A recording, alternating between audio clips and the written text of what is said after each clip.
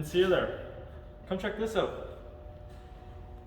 As you guys can see, this 460 is getting new bearings, and that's just the beginning of the rebuild.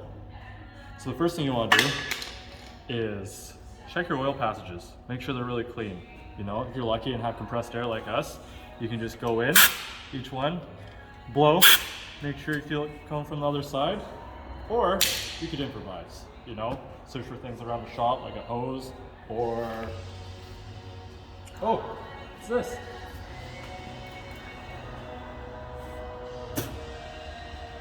Blue straw, that works too.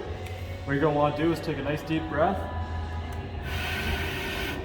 blow through each one of these, making sure it's just like compressed air, as hard as you can. You might get lightheaded, but that's all part of the job. I'll show you what to do next. So the next step you guys want to do is, after brake cleaning these, as you can see I've put in most of these bearings, same as in the bearing caps. You want to line the locating mark up right there. Make sure that goes in nice and smooth. Ensure that your journals, as you can see, are showing going into the bearing, and that you can barely feel the edge of the bearing above the mating surface for the cap.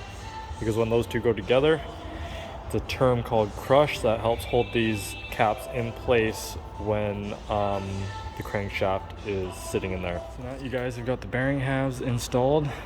Next step is to put the crankshaft in and then lay a piece of appropriate plastic gauge, as you can see here, on top of each main journal. Then after that, we will put the crank halves on, being careful not to rotate the crankshaft in any way as we tighten them down to specification. So, first bearing cap, you're gonna work your way through all of them, but what we're gonna do is we're gonna set our torque wrench to 55 foot-pounds because that is what the manufacturer wants, and we've got here a snazzy Mastercraft maximum torque wrench, half-inch drive, reduced down to 3/8. We're going to torque it to 55 foot-pounds. Always go for the double click. Come on here. Then once you do that with all of them, we're going to remove the bearing cap. So now that the bearing caps were torqued down and loosened back off, we can remove them. And as you can see, where there, the plastic gauge has been squished on both halves. So now what we're going to do is measure it with the scale on the plastic gauge wrapping, and you find what one fits the closest. So that one is .051 by the looks of it. And oh, that's in millimeters. Let's switch it over because no one likes metric. So now we've got what looks to be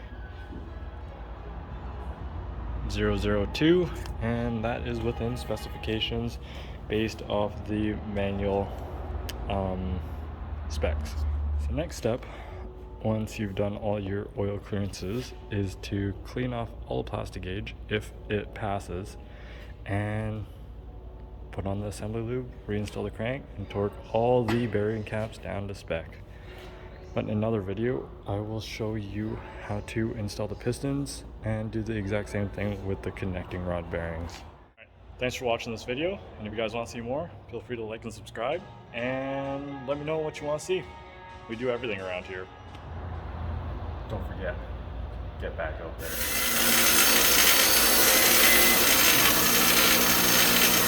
Check it out, good as new. Look at that.